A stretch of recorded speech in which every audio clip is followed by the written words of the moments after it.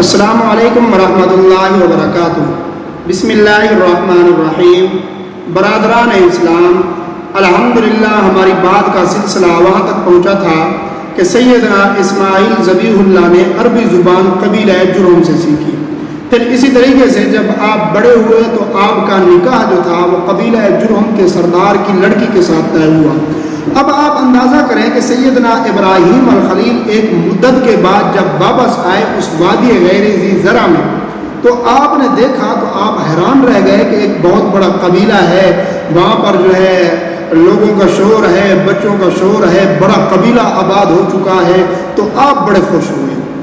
اللہ تعالیٰ نے پھر بنائے کعبہ کا حکم دیا کہ میرے پیغمبر اب جو ہے بنائے کعبہ یعنی کہ میرا گھر بنایا جائے۔ تو سیدنا ابراہیم علیہ السلام نے اللہ کے حکم سے بیت اللہ کی بنیادیں رکھی۔ محترم ناظرین، یہ بھی ایک اتفاق کی بات ہے کہ حضرت ابراہیم نے ٹھیک اسی قواعد پر یہ بنیادیں رکھی جس قواعد پر سیدنا آدم علیہ السلام نے رکھی تھی اللہ کے حکم سے۔ اب ایک روایت میں یہ آتا ہے کہ حضرت ابراہیم علیہ السلام نے عرض کیا کہ یا اللہ، آپ نے تو مجھے حکم دے دیا ہے کہ میں بیت اللہ کی تعمیر کروں، اب مجھے کیا پتا اس کا طول و عرض کتنا ہے، اس کے نقشہ کہاں ہے، اس کی دیواریں کہاں ہیں۔ تو اللہ تعالیٰ نے فرمایا میرے پیغمبر یہ اس پریشانی کی بات نہیں ہے، میں ایک آسمان کے اوپر بادل بھیجوں گا، بادل کا ٹکڑا ہوگا اور اس کا سایہ جہاں پر پڑے وہیں پر نشان لگا لینا۔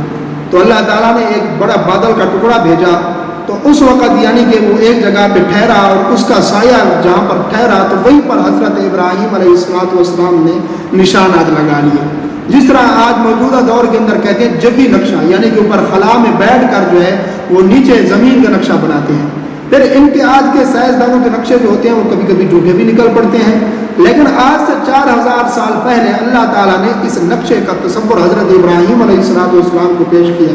اور حضرت ابراہیم علیہ السلام پر اللہ کی شان دیکھیں کہ جب حضرت ابراہیم نے کھدائی شروع کی تو وہی بنیادیں حضرت آدم علیہ السلام کی مل گئی، پھر اسی پر حضرت ابراہیم علیہ السلام نے بیت اللہ کی تعمیر فرمائی۔ اب جب کہ آپ تعمیر فرما رہے تھے تو دیواریں تھوڑی سی اونچی ہو گئی، تو اونچی دیوار کے لیے یہ ہوتا ہے کہ بھئی اس کے اوپر کوئی پھٹے وغیرہ رکھے جائیں، پھر اس کے اوپر کھڑے ہو کر اس دیوار کو اس تعمیر کو مکمل کیا جائے۔ تو حضرت ابراہیم علیہ السلام کے تصور میں یہی تھا کہ بھی جنگل سے درخت کاٹے جائیں، پھر اس کے بعد اس کے پھٹے بنائے جائیں، ان کو آپس میں جوڑا جائے، پھر لے آئیں اس بیت اللہ کی دیواروں کے ساتھ ان کو باندھا جائے، پھر اوپر کھڑے ہو کر اس کی تعمیر کو مکمل کیا جائے۔ تو اللہ تعالیٰ نے جب یہ دیکھا تو اللہ تعالیٰ نے فرمایا کہ میرے پیغمبر اب یہ جو پتھر ہے، اب جو موجودہ مقام ابراہیم ہے، اللہ تعالیٰ نے اس پتھر کو حضرت ابراہیم کے تابع کر دیا۔ تاریخ میں آتا ہے کہ میرے پیغمبر اب یہ آپ کے تابع ہے، اس کے اوپر آپ کھڑے ہو جائیں، یہ اگر آپ کو اوپر کی ضرورت ہوگی تو یہ آپ کو اوپر لے جائے گا، نیچے کی ضرورت ہوگی تو آپ کو نیچے لے آئے گا۔ یعنی کہ ہمارے زمانے کے اندر جو لفٹ کا کام ہے وہ اس زمانے میں آج سے 4000 سال پہلے اس پتھر نے کیا۔ اب آپ اندازہ کریں، اللہ کی شان دیکھیں، اللہ کی قدرت اور انبیاء اکرام کے معجزات دیکھیں، وہاں پر نہ کوئی بجلی ہے، نہ کوئی موٹر ہے، نہ کوئی پلانٹ ہے، لیکن پتھر ہے، اللہ نے تابع کر دیا حضرت ابراہیم کے کہ جو میرا بندہ میرا پیغمبر کہے مانو۔ یہ تو اللہ کی شان ہے نا، کبھی پتھر جو ہے وہ حضرت داؤد علیہ السلام کے تابع ہے تو کبھی حضرت ابراہیم علیہ السلام کے تابع کر دیا جاتا ہے۔ تو حضرت ابراہیم علیہ السلام نے اسی مقام ابراہیم پر کھڑے ہو کر بیت اللہ کی تعمیر فرمائی۔ اب یہ بھی اتفاق کی بات ہے ناظرین کہ جہاں پر اب موجودہ مقام ابراہیم ہے یہ یہاں پر نہیں تھا۔ حضرت ابراہیم علیہ السلام نے تو اس کو بیت اللہ کی دیواروں کے ساتھ رکھا کیونکہ دیواریں بنائی گئی۔ تو یہاں پر یہ کیسے پہنچا؟ صحابہ اکرام کے زمانے میں ایک بہت بڑا سیلابی ریلا آیا، سیل آئی، فلڈ سیلاب آیا، تو اس وقت جو ہے وہ اس مقام ابراہیم کو بہا کر اسی جگہ لے آئے جہاں اب موجود ہے۔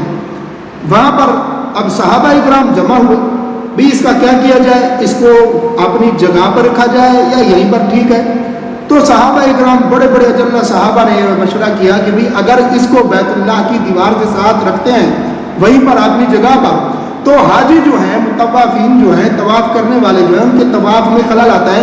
اس لیے بہتر یہ ہے کہ یہ اب جگہ جہاں آ گیا ہے تو یہیں پر بہتر ہے اس کو اسی جگہ نصب نہ کیا جائے، کیونکہ اس وقت جو ہے آدمیوں کا اتنا تصور کیا جاتا تھا اس زمانے میں، لیکن الحمدللہ یہ تعداد بڑھتی آج بھی بڑھ رہی ہے اور قیامت تک بڑھتی رہے گی انشاءاللہ العزیز۔ تو صحابہ اکرام रज़वानुल्लाह ताला अलैहिम अजमईन का मशवरा यही हुआ कि भी इसको यहीं रहने दें।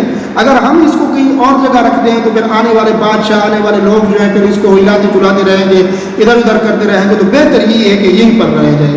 तो हज़रत इब्राहीम अलैहिस्सलाम का ये जो मकाम इब्राहीम है फिर इसी जगह, और ये जो जगह है आप पढ़ेंगे किताबों के अंदर, तारीख दानों ने लिखा है कि ये जो जगह थी मकाम इब्राहीम वाली, ये वो जगह थी जब हज़रत इब्राहीम अलैहिस्सलाम तामीर फरमा रहे थे तो आप नीचे उतर कर आकर इसी जगह पर खड़े होकर दीवारों को देखते थे कि भाई दीवार टेढ़ी तो नहीं है, कोई पत्थर निकला हुआ तो नहीं है, दीवार सीधी जा रही है, क्योंकि आपके पास तो आलात थे नहीं, ना आपने पहले कभी ये मिस्त्री वाला काम किया, ना कोई तामीर की। अल्लाह का हुक्म था कि मेरा घर बनाओ, तो आप बनाने लग गए।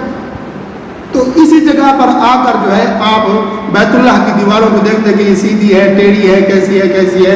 तो फिर अल्लाह को इस जगह का जो है इतना यानी कि शान मिला अल्लाह से कि वो मकाम इब्राहीम अल्लाह ताला बहा कर फिर उसी जगह ले आए। तो इसलिए दोनों मकाम इब्राहीम वाली जगह जमा हो गई। अब बरादरान इस्लाम अल्हम्दुलिल्लाह जब बैतुल्लाह बन चुका तो अल्लाह ताला ने हुक्म दिया कि अब लोगों को बुलाओ मेरे घर की तरफ। तो रिवायात में आता है कि हज़रत इब्राहीम अलैहिस्सलाम ने फिर इसी मकाम इब्राहीम वाले पत्थर पर खड़े होकर आपने लोगों को निदा दी, लोगों को बुलाया। और एक रिवायत में आता है कि जबल अबी कैस जो पहाड़ है वहाँ पर जाकर आपने लोगों को बुलाया। और यह भी एक इत्तफाक की बात है कि अव्वल बैत अबूज़र लिन्नास जो सबसे पहला घर है, और जबल कैस जो है वो सब पहाड़ों से पहला पहाड़ है जो ज़मीन पर अल्लाह ताला ने रखा, पहला घर है और पहला पहाड़ है जिस पर सैयदना इब्राहीम अलैहिस्सलाम खड़े होकर लोगों को बुला रहे हैं। तीसरी रिवायत यह भी मिलती है कि हज़रत इब्राहीम अलैहिस्सलाम ने अरफात के मैदान में जाकर लोगों को निदा दी। अब अल्हम्दुलिल्लाह हज़रत इब्राहीम अलैहिस्सलाम ने वहाँ पर लोगों को दावत दी, तबलीग की दीन के साथ, और वहाँ पर सारे के सारे लोग मुत्तफ़िक़ थे और तौहीद पर कायम थे। वहाँ पर कोई शक नहीं था, कोई बुत परस्ती नहीं थी। ये तो बाद में आने वाले लोगों ने इसके अंदर जो है बुत परस्ती शामिल कर दी। इंशाअल्लाह आने वाली वीडियो में ये अर्ज़ किया जाएगा कि बैतुल्लाह के रहने वालों में बुत परस्ती कैसे आई, फिर वो बुत परस्ती उन्होंने बैतुल्लाह के अंदर किस तरह ले आए बुतों को, फिर बुत परस्ती की इब्तिदा कैसे हुई। इंशाअल्लाह आने वाली वीडियोज़ में ज़रूर बताया जाएगा। आप हमारे चैनल के साथ जुड़े रहें।